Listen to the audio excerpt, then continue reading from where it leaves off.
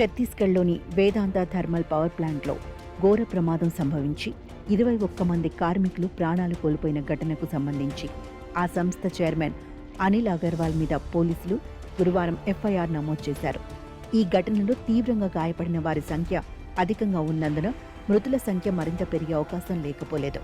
ఎఫ్ఐఆర్లో వేదాంత చైర్మన్తో పాటు మరో 10 మంది అధికారుల పేర్లను కూడా బాధ్యులుగా చేర్చామని, ప్లాంట్ యాజమాన్యం నిర్లక్ష్యం మరణాలకు కారణమవడం, యంత్రాల నిర్వహణలో అజాగ్రత్త ఇత్యాది ఆరోపణలతో తదనుగుణమైన సెక్షన్లతో కేసు నమోదు చేశామని పోలీసు ఉన్నతాధికారులు ప్రకటించారు. ఒక ఉన్నత స్థాయి విచారణ కమిటీ ఏర్పాటుతో పాటు కేంద్ర రాష్ట్ర ప్రభుత్వాలు బాధిత కుటుంబాలకు ఆర్థిక సాయం కూడా ప్రకటించాయి.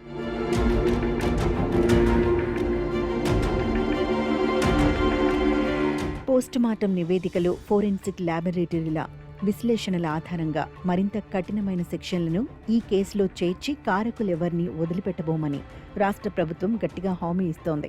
ప్రమాదానికి సంబంధించిన చిత్రాలు, వీడియోలు, వివిధ కథనాలు బాయిలర్ పేలుడు తీవ్రత ఏ స్థాయిలో ఉన్నదో తెలియచెబుతున్నాయి.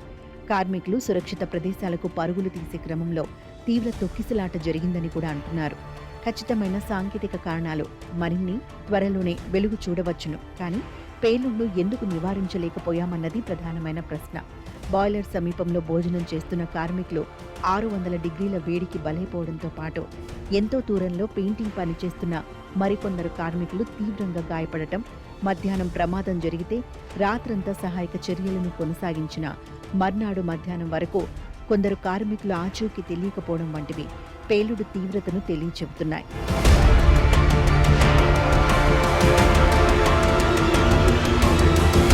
ఈ ప్లాంట్ ఇటీవలే చేతులు మారి తిరిగి పనిచేయడం ప్రారంభించింది. అందువల్ల పూర్తి స్థాయిలో దానిని పరీక్షించి లోపాలను సరిదిద్ది అవసరమైన మార్పు చేర్పులతో దానిని ఆరంభించాల్సి ఉంటుంది.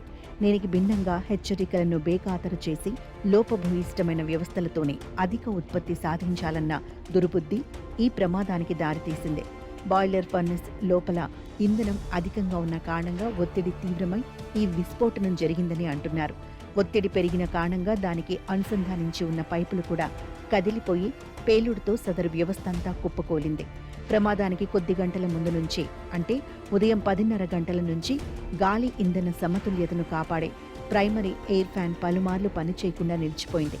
అది సతాయిస్తున్నట్టుగా కంట్రోల్ రూమ్ లాగ్ బుక్లో రికార్డ్ అయినప్పటికీ కూడా ఈ హెచ్చరికను నిర్లక్ష్యం చేసి మరీ కార్యకలాపాలు కొనసాగించారు. ఈ సమస్య ఉండగానే మధ్యాహ్నం 1:30 తర్వాత విద్యుత్ ఉత్పత్తిని గంటలోనే రెట్టింపు చేస్తూ బాయిలర్పై లోడ్ను దూకుడుగా పెంచేశారని, అప్పటికే ప్రైమరీ ఫ్యాన్ పనితీరు సరిగా లేనందున లోపల తగలబడని ఇంధనం పేరుకుపోయిన స్థితిలో పీడనం అధికమై పేలుడు సంభవించిందని అంటున్నారు. ఏదో ఒకవైపు పని చేయకపోవటం వల్ల కాక మొత్తం వ్యవస్థ నిర్వహణలో ఉద్దేశపూర్వకమైన నిర్లక్ష్యం కారణంగా జరిగిన ఘోరం ఇది. రాష్ట్ర ప్రభుత్వం హామీ ఇస్తున్నట్టుగా నిజంగానే రేపటి వేర్వేరు దర్యాప్తుల్లో అన్ని నిజాలు బయటపడతాయా అన్న ప్రశ్నని అటుంచితే, కీలక విభాగాలు పనిచేయక ఉదయం నుంచి ప్రమాద హెచ్చరికలు కనిపిస్తున్న నేపథ్యంలో విద్యుదుత్పత్తిని నిలిపివేయాల్సిన యాజమాన్యం అందుకు పూర్తి భిన్నంగా మరింత అధిక విద్యుత్ కోసం, అదనపు లాభం కోసం కార్మికుల ప్రాణాలను బలిపెట్టిన ఘటన ఇది. ఎఫ్ఐఆర్లో అనిల్ అగర్వాల్ పేరు ఉన్నంత మాత్రాన ఆయనకు శిక్ష పడుతుందన్న భ్రమలు ఎవరికీ లేవు. ఆర్థిక ప్రయోజనాల కోసం సాధారణ కార్మికుల ప్రాణాలను బలిపెడుతున్న ఈ తరహా ప్రమాదాలను నిలువరించడానికి ప్రభుత్వాలు గట్టిగా కృషి చేస్తే అంతే చాలు.